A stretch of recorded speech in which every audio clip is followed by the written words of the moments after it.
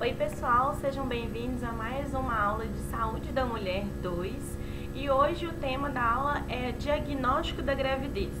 Já peço desculpas de antemão pelo áudio, tá? Hoje aqui tá fazendo muito barulho por causa do aeroporto que eu moro aqui pertinho, mas vou tentar falar aqui perto do microfone do computador para vocês, tá? Para vocês não perderem nada. Bom, o diagnóstico da gravidez, então, ele vai ter alguns tipos, né? E aí nós vamos falar sobre eles hoje, mas antes de falar propriamente do diagnóstico, quero apresentar para vocês um fluxograma, como que acontece quando a gente tem a suspeita de gravidez. Então a gente começa com um atraso ou irregularidade da menstruação, né? Se vir acompanhado daqueles sintomas, né, típicos, né, nauseantes, aumento do volume abdominal, muitas vezes o vômito, a gente vai avaliar o ciclo menstrual dessa mulher. Aí é uma mulher que tem um ciclo menstrual de 30 em 30 dias e aí tem um atraso, a gente consegue perceber esse atraso, né? Ela tem registrado ou ela tem de memória ali a data da última menstruação, que a gente chama de DUM, tá bom? Então D-U-M, a data da última menstruação. E aí a gente vê se essa mulher tem vida sexual ativa. Se ela tiver vida sexual ativa, tiver com atraso menstrual, a gente vai pro teste de gravidez. Agora, se ela tem esse atraso menstrual, mas não tem vida sexual ativa, a gente tem que procurar outras causas. E aí, realizado o teste, então, naquelas mulheres que têm vida sexual ativa, esse resultado ele pode ser positivo e aí a gente confirma a gravidez e já inicia o processo de pré-natal, mas ele pode dar negativo. Se ele der negativo e persistir o atraso menstrual, a gente repete em 15 dias. Se ainda assim persistir o atraso menstrual e o resultado for negativo, a gente precisa avaliar outras causas ginecológicas de que essa mulher não está menstruando mais. E aí nós vamos para os métodos para diagnóstico da gravidez. Quando a gravidez ela é muito precoce, ali até 4 meses aproximadamente, vocês vão ver que a gente sempre vai falar em termos de semanas, tá bom? Então mais pra frente nós vamos falar sobre o desenvolvimento do feto e aí a gente sempre vai colocar a gestação por semanas. Então em até 16 semanas a gente, um diagnóstico clínico, né, a avaliação clínica ali, médica ou de enfermagem, ela é um pouco difícil e aí a gente precisa necessariamente realizar o teste imunológico, né, que nós vamos explicar adiante. Agora, quando essa gestação está um pouco mais avançada, ele é acima de 16 semanas, além do meu diagnóstico clínico, né, que vai ser mais importante, já vou ter um aumento abdominal ali, característico, e a gente consegue também pelo ultrassom, né, e pela ausculta até dos batimentos cardíacos, né? Então, em consultório eu consigo realizar a ausculta dos batimentos cardíacos fetais acima de 16 semanas. Então, nessa situação, não necessariamente vou precisar realizar o teste imunológico. Se eu ausculto, né, por exemplo, eu não tenho necessidade disso. Mas, em geral, a gente vai realizar o teste diagnóstico de gravidez porque é importante que essa mulher comece a realização do pré-natal o mais precoce possível. E aí, o primeiro tipo de diagnóstico que a gente vai falar é diagnóstico laboratorial. Esse diagnóstico ele pode ser tanto pelo exame de sangue, que é feito em laboratório, como o exame de urina, né, que a gente pode fazer ali no teste de farmácia mesmo, que a gente pode comprar, né, o kitzinho, mas também nos centros de saúde eles têm disponíveis também para as mulheres realizarem teste rápido, né, de gravidez. O teste rápido de gravidez consiste na avaliação do hormônio HCG na urina, tá bom? Então, tanto no teste de farmácia, né, de urina, esse teste rápido, quanto no teste de sangue, né, no exame de sangue, a pesquisa vai ser a mesma. Eu vou procurar o hormônio HCG. Esse hormônio HCG, ele é um hormônio que a gente tem em baixíssima quantidade, né, nós mulheres, no nosso sangue. E aí, durante a gestação, esse hormônio ele aumenta a quantidade dele a partir do momento que a gente tem a nidação. A nidação, que está aqui para vocês, ela é aquele processo de implantação do ovo ali no útero. Então, acontece a fecundação, né, o encontro do gameta feminino e masculino, a gente forma esse ovo e ele desce, esse encontro acontece lá na tuba uterina, e ele desce para ser implantado ali no útero, no endométrio, naquela camada interna do útero. Então, desde essa nidação, né, desde esse processo de implantação ali no útero, a gente já tem o aumento do HCG e ele vai aumentando ali ao longo da gestação até atingir o seu nível máximo. Então, por isso, a gente pode realizar tanto no sangue quanto na urina.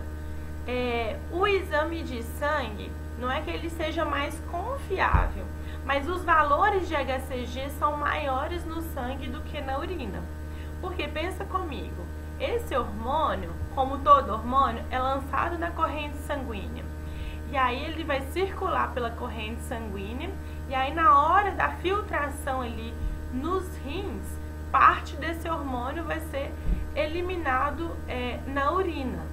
Então, a quantidade de hormônio que vai sair na urina, ela é menor do que aquela que está circulando no sangue. Por isso que a gente deve preferir fazer o exame de sangue com menos dias de atraso menstrual, enquanto o exame de urina a gente deixa para fazer com pelo menos uma semana de atraso menstrual, que os valores de HCG, tanto no sangue quanto na urina, vão estar maiores. E aí, gente, então, a dosagem sérico é sempre no sangue, tá bom? Então, tem duas formas de a gente avaliar. Então, o primeiro método é o método quantitativo. Então, eu vou ver o valor mesmo de HCG. Então, o valor eu só consigo enxergar ele no exame de sangue. E aí, como eu falei com vocês, desde ali, ó, a anidação que acontece ali na primeira semana após a fecundação, né? Que o ovo vai descer ali, né? Para o embrião se desenvolver, ele vai descer da tuba para o útero e aí vai se desenvolver ali e já vai produzir o HCG. O pico dele, né, ele acontece por volta da 10ª semana de gestação e pode chegar até 250 mil. Mas a gente vai ver que acima de 25 a gente já considera um resultado positivo. Então, como eu já tinha falado com vocês, o HCG, né, no sangue, ele pode ser detectado mais precocemente, até com uma semana antes do atraso menstrual, mas a gente prefere que ele seja realizado após a menstruação para a gente ter um valor mais expressivo.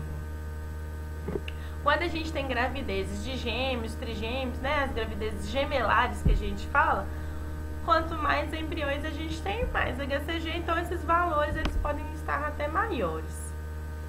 E aí, gente, como eu disse para vocês, ao redor da 10ª semana de gestação, acontece o pico, né, que é o valor mais alto, e ele continua, ele cai um pouco até a 20ª semana, quando ele se mantém um pouco mais estável.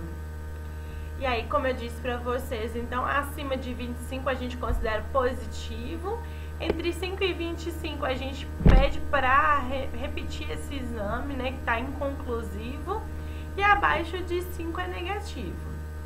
Então, aqui, como eu falei com vocês, tá mostrando o aumento, né, desse hormônio, tendo um pico aqui, ó, por volta da 10ª semana de gestação, depois ele dá uma reduzida e até se estabilizar. O beta-HCG na urina. Então, como eu falei com vocês, ele aumenta primeiro no sangue, né, ali na circulação materna, para depois ele ser filtrado pelos rins.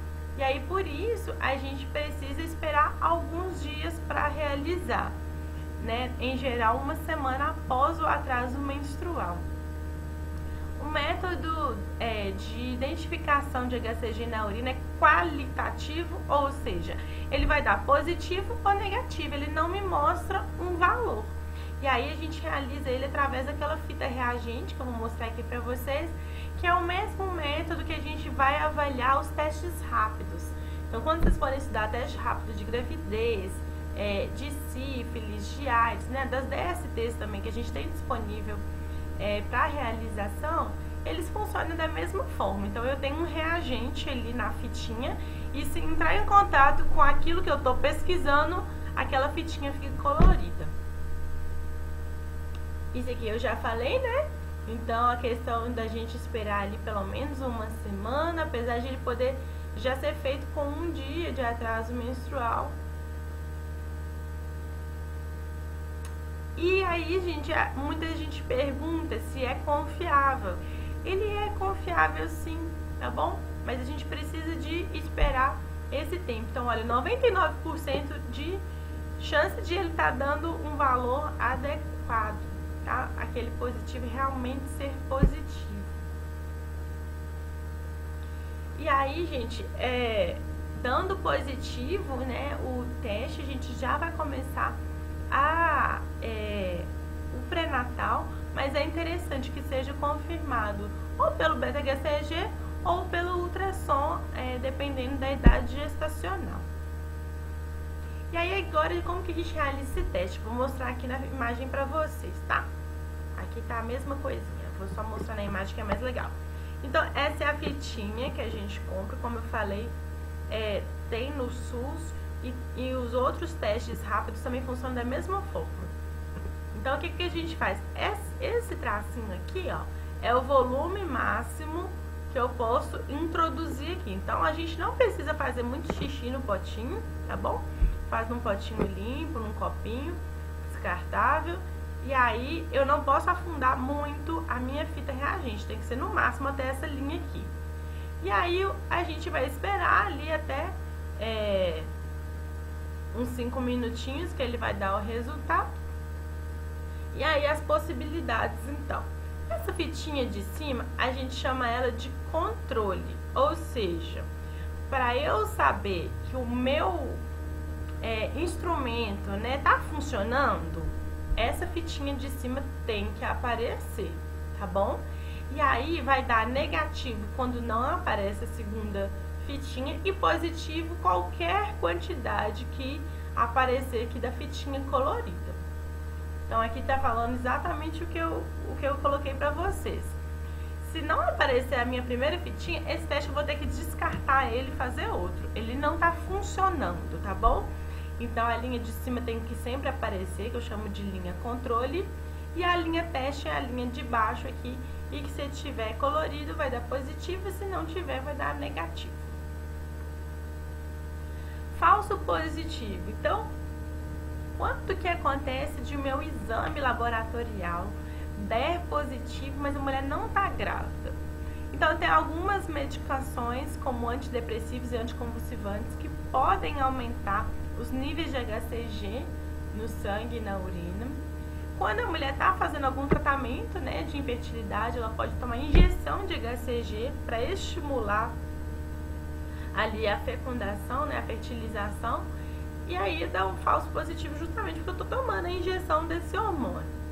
Os tumores, gente, de mama e de ovário, gestação ectópica. Gestação ectópica é quando eu tenho uma gestação, aconteceu a fecundação, mas o embrião ele não foi implantado no útero. Ectópica significa fora do lugar certo, né? Ou seja, fora do útero. Pode ser, por exemplo, na tuba, né? Que é mais comum. Então, vai dar positivo uma gravidez, mas é uma gravidez inviável. A mola hidatiforme, gente, ela não chega a ser um embrião com todos os anexos ali formados. Às vezes eu tenho só alguns anexos embrionários, mas eu não tenho ali muitas vezes o embrião. Ou eu tenho um embrião, mas eu não tenho um desenvolvimento adequado dos anexos embrionários e aí a gestação ela fica inviável. A menopausa também pode aumentar o valor de HCG e aí dá um falso positivo. O falso negativo, ele é menos comum, né, se a gente fizer no momento adequado. Ou seja, a mulher tá grávida, mas o resultado dá negativo. Então, como eu disse, né, quando eu faço o exame muito cedo, então vai dar falso negativo, porque eu não esperei o tempo adequado para realizar.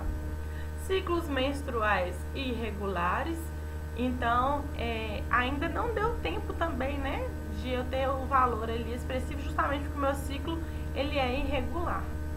Isso aqui é interessante, olha, uso de medicamentos diuréticos. O que é um medicamento diurético? Que estimula a diurese, estimula a eliminação de urina.